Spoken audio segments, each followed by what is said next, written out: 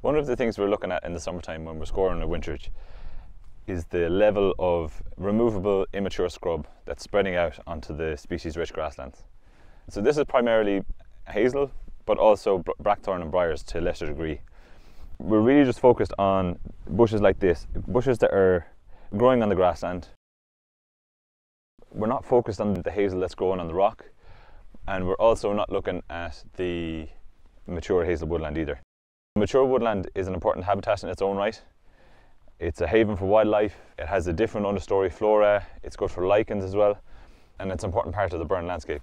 So in terms of scoring, we're looking at the percentage cover of these encroaching bushes on the grassland itself, just the grassland. So if it's between 0 and 2% scrub cover, it'll barely have an impact on the score. But if it's between 3 and 5% scrub cover, it'll start impacting the score. It might have the difference between the score class.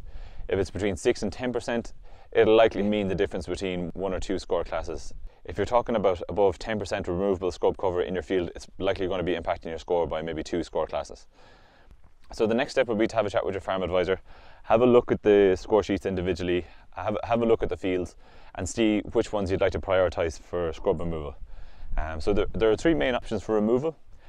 You'd have machine mounted brush cutter, you'd have chainsaw and or bladed trimmers, but then you also have pulling as well, pulling by machine, so you could use a bucket or a machine mounted grab, but that's only for scrub that's on deep soil patches.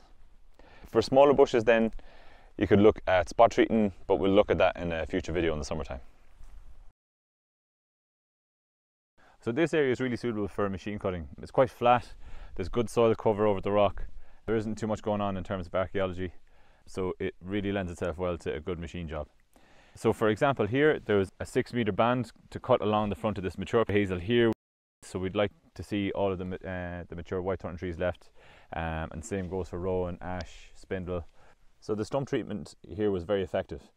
So it was very targeted on the stumps themselves and not on the surrounding vegetation. So it's very important to have a good targeted herbicide application. You can see here the lady's bed straw is still flowering and it's looking very well. And this is allowing the grassland to rightly recolonise where the hazel had been overcrowding it.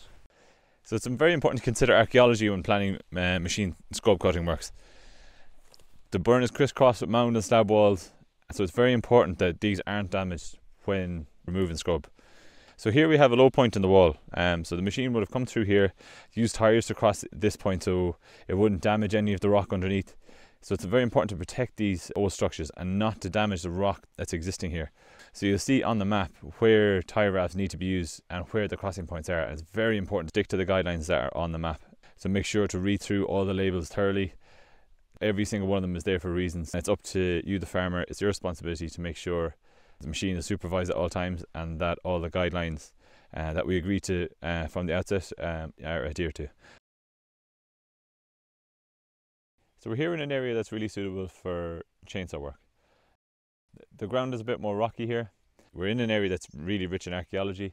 There are changes in topography, so it really wasn't suitable for machine.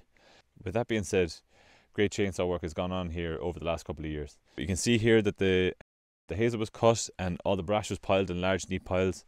The mature whitethorn was left, and the brash was piled away from the slab wall here. So a few things to look for when doing chainsaw work will be to make sure that the brash is piled in large neat piles, not to have sticks scattered around the place because that suppresses the grass growth. To ensure that the stumps are cut as low as possible, obviously without damaging the machinery, but it allows the cattle to move through much easier and it gives less surface area for regrowth. It's very important to treat the stumps within 15 minutes if possible. The earlier they're treated, the more effective the stump treatment will be. It's also important to follow up the following summer on the regrowth. So scrub can limit cattle access between grazeable areas, so it's important to reopen these scrub paths to ensure that all the different grazeable areas of the field are well grazed out. So you can see here about a 3-metre path is cut through the mature woodland, so it opens up the grazeable area. The brash is piled off to the side so it's not impacting where the cattle can move to. And you can also see along this path here that the path was used to repair the wall as well, because when the hazel is growing up against the wall in the wind it can knock it over time. So it can be good to allow for wall repair there as well. So it's important to get a plan together early in the scrub cutting season. It'll allow you more time to get the work done and also to get contractors in place. The stump treatment is more effective in autumn and early winter as the sap is going down into the roots.